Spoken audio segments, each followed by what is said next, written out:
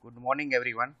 Today we discuss about the reticular formation, in which we discuss about the introduction of reticular formation, what is it and how it extends, then anatomical extension, then types of neurons present inside the reticular formation, then how they are arranged within the brainstem, connection of reticular formation both afferent and efferent, then functional division of it, and lastly the applied aspect of it.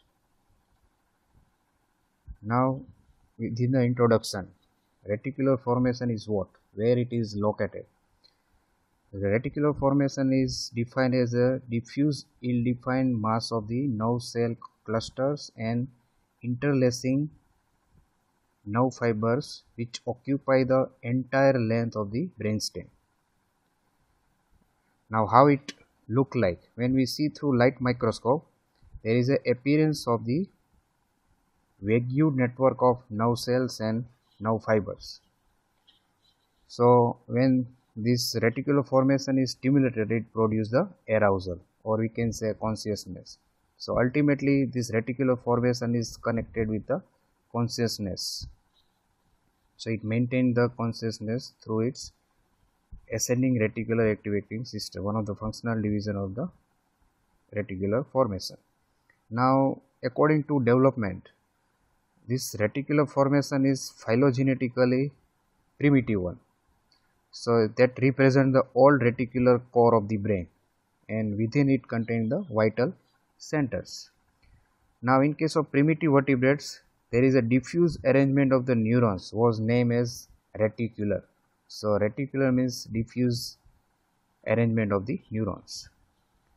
Now knowledge of the reticular formation is important because of it controls the sleep wake cycles, and also it maintains the level of consciousness and alertness. Apart from that, you already learn in case of physiology, reticular formation also contains the autonomic vital centers, so that regulate the respiration, blood pressure, heart rate, and other vegetative functions. Also it controls the motor activity and also the muscular activity, also control the endocrine, emotional, and other vital functions.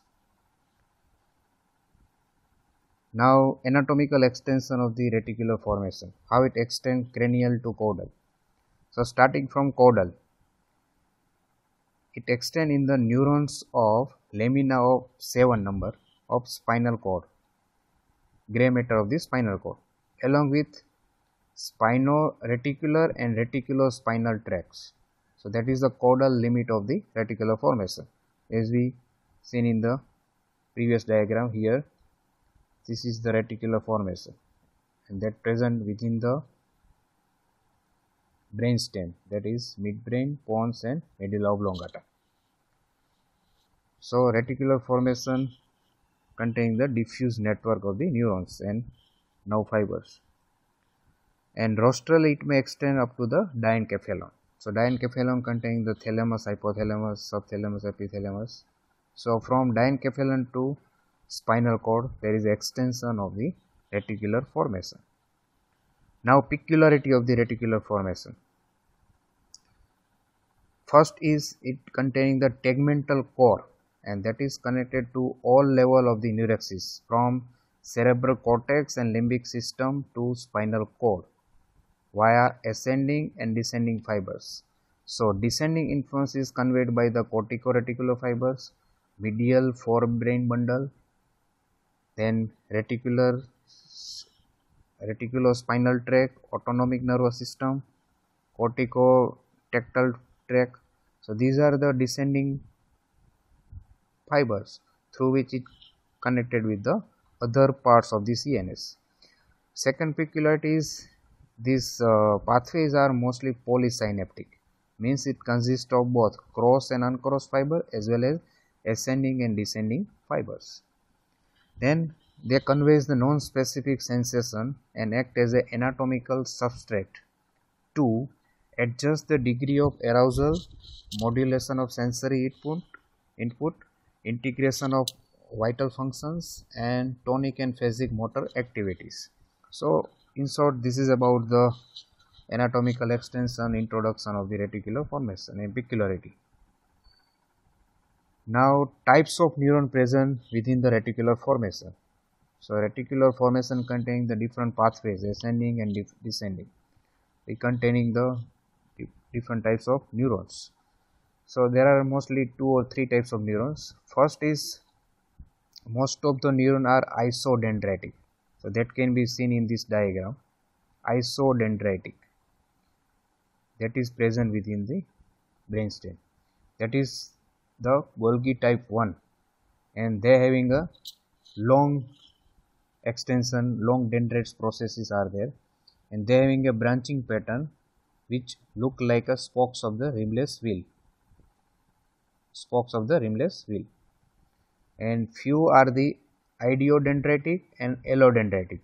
So idiodendritic possess the short and allodendritic possessing the intermediate type of dendrites, and they are mostly found within the lateral reticular nucleus of the medulla that we discuss next part, and also the mesencephalic tegmental nuclei of the midbrain, in which there are these few are the few types of the neurons are present within the reticular formation, and in other portion few are the Golgi type 2 neurons are present. So there are 2 types of neurons are present.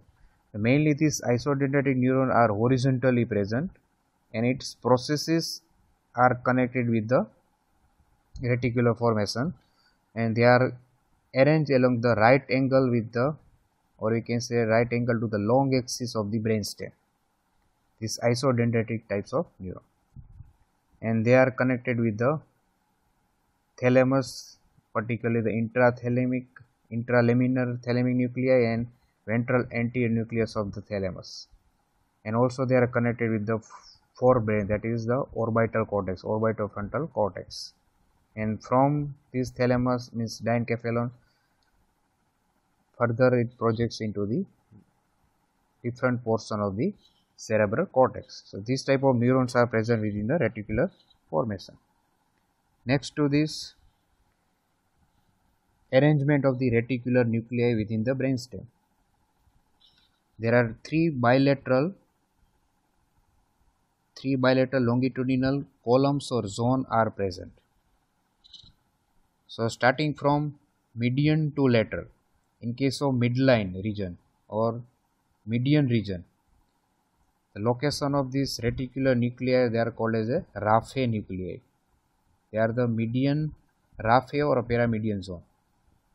It includes the within the midbrain region there is a dorsal Raphe nucleus, then at the level of pons nucleus Raphe pontins, and in case of medulla oblongata there is a nuclear Raphe magnus is present. Now nuclear Raphe magnus contain the intermediate type of, according to the size, intermediate type of neurons. Now this Raphe nuclei involved in the pain controlling pathway. For example, dorsal Raphe nucleus, it receives the pain sensation from the dorsal horn of the spinal cord, and this nuclear Raphe magnus, it receives from the mesencephalic nucleus of the trigeminal nerve. So these Raphe neurons producing the neurotransmitter serotonin, and it is the inhibiting type of neurotransmitter. Once the Raphe neurons are activated, these serotonergic neurons of the Raphe nuclei which inhibit the transmission of the pain which coming from the dorsal gray horn as well as from the mesencephalic nucleus of the trigeminal nerve. So in short, it prevents the transmission of pain impulses. Now next to the Raphe nuclei there is a medial zone, we can say, or some authors say it is a central one because it lies between median and lateral zone. So this one is yellow color is the medial group of nuclei or central group of nuclei. So these are the oral and caudal pontine nuclei present within the pons.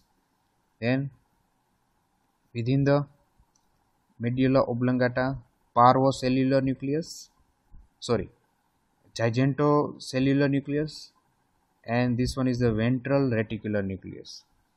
This medial column or central group of nuclei having a large size of neurons are there. That's why it is also called as a magnocellular column or nucleus. This column is called as a gigantocellular nucleus because that contains the large size of neurons. Now this column containing the polysynaptic pathway. So that is an characteristic of the transmission of impulse through the reticular formation.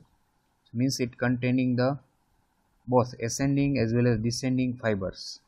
Ascending fiber passes upwards to the diencephalon and further to the cerebral area, cerebral cortex, and descending it passes into the spinal cord. So it containing the polysynaptic connection, both ascending and descending as well as cross as well as uncrossed fibers. And it also receives from the afferent connection from the lateral group of nuclei. That's why it is also called as the effector area or effector organ. Now next to this one is the brown color. This one is the lateral group of nuclei. It includes the within the midbrain region there is a pedunculopontine nucleus. Then at the junction of pons and medulla, pons and midbrain there is a nucleus locus coeruleus. Then at the level of medulla oblongata, parvocellular nucleus. So parvo means little or small. That's why this column is called as a parvocellular column, and that is present within the medulla oblongata. Now function of this lateral zone of nuclei is they receive the sensory input from the multiple sources and they project into the medial group of nuclei or central group of nuclei. So ultimately it is called as a sensory area. It receives the sensory input from the other areas. So this reticular nuclei are arranged in these three groups. So this diagram showing the transverse section of all the three levels of the brainstem: midbrain, pons and medulla oblongata. You don't have to remember this name of the nuclei, just you have to remember the function of this medial and lateral group of nuclei is what. So a transverse section of midbrain showing this multiple. So here there is a mesencephalic reticular nucleus can be seen, then interstitial nucleus of Casal, red nucleus, interpeduncular nucleus. This type of nuclei are present within the midbrain. These are the trigeminal, spinal lemniscus, medial lemniscus. These are the ascending pathway passes through midbrain. At the level of pons, there is a around the central gray matter paramedian nucleus, then oral and caudal pontine nuclei. This one, then this one is the most laterally there is a parvocellular nucleus of the pons. This one is the reticulotegmental nucleus. Then in case of medulla oblongata,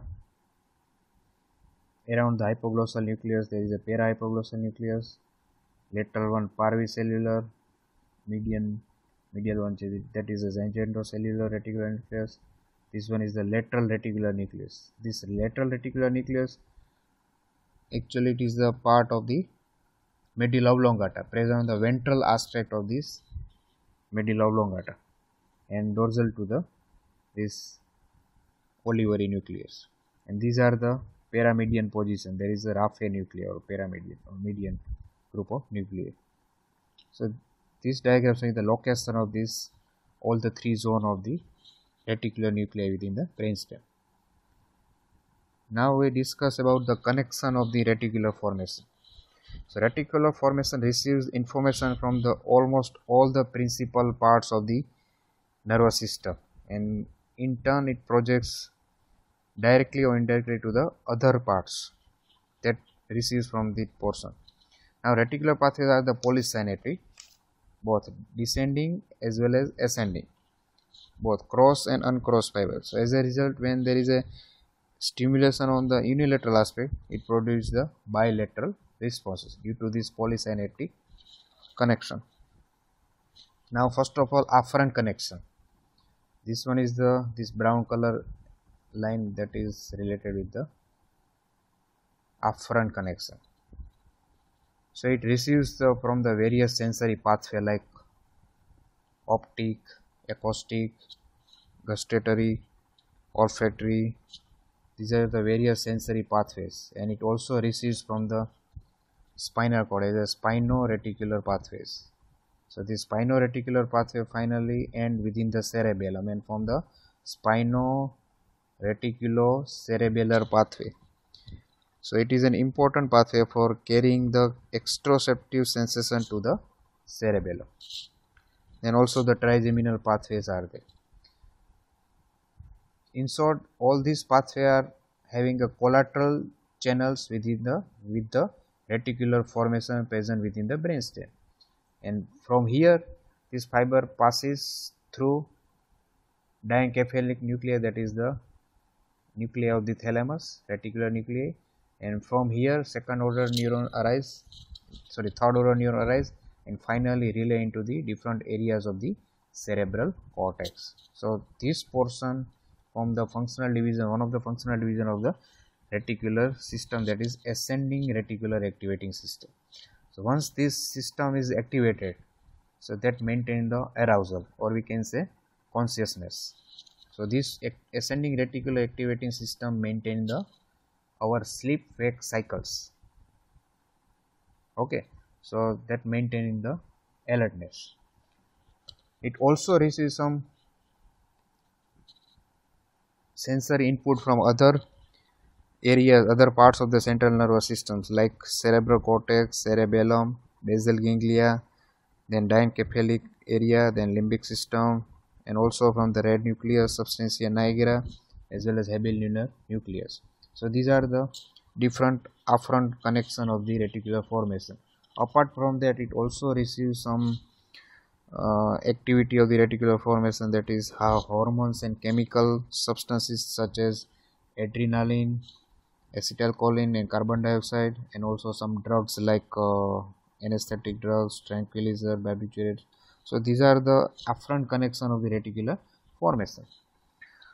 Now some efferent connection of the reticular formation, they are to all the parts of the CNS from which it receives afferent, but mainly it is connected with the autonomic nervous system present within the brainstem as well as spinal cord, also through the cranial nerve nuclei, also through the cerebral cortex it receives efferent connection, and also the red nucleus and substantia nigra and tectum of the midbrain. So these are the fiber that from the efferent fibers, and these are the afferent connection of the reticular formation. Now other diagram showing the intrinsic connection of the reticular nuclei, both ascending and descending. So this one is a mesencephalic nucleus. It receives ascending fibers. It receives from this most of the lateral zone of the reticular nuclei, that from the parvocellular nucleus, or we can say lateral zone nuclei. They are connected with the nucleus of the solitarius. Also receives from the trigeminal-reticular fibers, spino-reticular fibers. Ultimately this parvocellular nucleus is connected with the mesencephalic nucleus, that is connected with the Raphe type of Raphe nuclei, and ultimately that from the ascending reticular fibers and connected with the thalamus, and from there project into the cerebral cortex. Now this one is the medial zone, magnocellular nucleus. It mostly containing this ascending fiber as well as descending fiber. So descending fiber from the pontine as well as medullo-reticulospinal tract. So this reticulospinal tract from the descending fibers, because this medial zone is connected either with the sensory or with the motor function.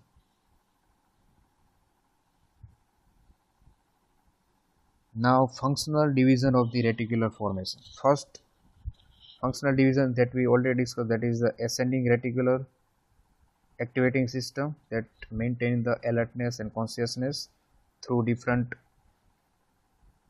various sensory pathways, spino-reticular fibers as well as these dentatothalamic fibers as well as this ascending reticular activating system.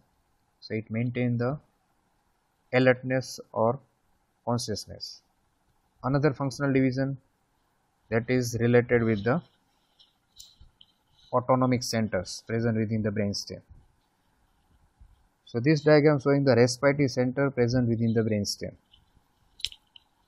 So ultimately it is connected with the vital functions, control the vital functions. So at the level of medulla oblongata, there are two types of center present, and at the junction of pons and medulla oblongata, or we can say medial to the superior cerebellar peduncle, there is a presence of the pneumotaxic center. So these three respiratory center are present within the brainstem. First is the inspiratory center. So inspiratory center is composed of the dorsal respiratory nuclei and located ventrolateral to the nucleus of the solitarius at the level of the obex, and it consists of the excitatory neurons surrounded by the inhibitory interneurons. Now excitatory neurons regulate the intrinsic rhythmicity as well as depth of the inspiration. An axon of this excitatory neuron cross the midline, and before descending and terminate into the monosynaptic via the reticulospinal tract. So they form the reticulospinal tract and supply the respiratory muscles, both intercostal muscles and also the abdominal muscles, and also the phrenic nerve nuclei, neurons of the phrenic nerve nuclei. So these excitatory neurons are activated by these four types of structure, that is corticoreticular fibers, then spinoreticular fibers it also receives, which accounts for the sharp intake of breath caused by the cold or painful stimuli. Then chemoreceptor present within the carotid and aortic body, it also activated, and also chemoreceptor surface of the medulla oblongata, it is also activating factor for this inspiratory center. So they are containing the expiratory neurons. Now inspiratory center also contains the inhibitory neurons. They are activated reflexively by this J-shape or stretch receptor present from the lung alveoli. Afferent from this muscle spindle of the intercostal as well as abdominal muscles during inspiration, and also inhibition comes from this pneumotaxic center that we discuss later on. So this pneumotaxic center and J receptor or stretch receptor from the lung alveoli, these two are the black color, two are the inhibitory neurons for the inspiratory center. Now next to this there is the expiratory center, which form the ventral respiratory nuclei in association with the nucleus ambiguous of the medulla. During the quiet breathing, expiratory neurons remain practically inactive because normal expiration takes place passively by the elastic recoil of the lung alveoli. So we can say expiratory center appears to function only in forceful expiration. Then next is the pneumotaxic center that lies medial to the superior cerebellar peduncle. That's why it is called as a parabrachial nucleus. So this parabrachial nucleus or pneumotaxic center influence the breathing rate, or we can say rate of the breathing.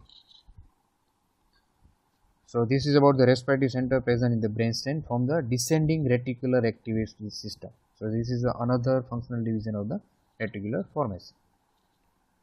Now last portion of the reticular formation, that is clinical aspect. Reticular activating system that can be stimulated by this both visual as well as acoustic stimuli to maintain the alertness as well as attention. Therefore any such type of stimuli like sound of the ringing alarm clock or sudden bright light which activate the reticular activating system. Now functions of the reticular activating system is also affected, so we can say suppressed by the certain drugs like the general anesthetic and tranquilizer, which suppress the reticular activating system, or some irritant or barbiturates which stimulate the reticular activating system. Now there are two terminology. One is sleep, that is we can say because of decrease in the activity within the reticular activity system, that is called as a sleep. Now coma, it is a state of unconsciousness. Even most powerful external stimuli cannot cause arousal, so that is called as a coma, means there is a loss of activity in the reticular activity system. Now this respiratory activity, or we can say breathing activity, that can be controlled by which factors? So pyramidal tract, we can say corticospinal tract, that regulates the volitional breathing in case of waking brain. Throughout the daytime, this pyramidal tract regulates our volitional breathing, while in case of sleeping position, sleeping state, respiratory centers present within the brainstem maintain the anatomic breathing, or we can say automatic breathing.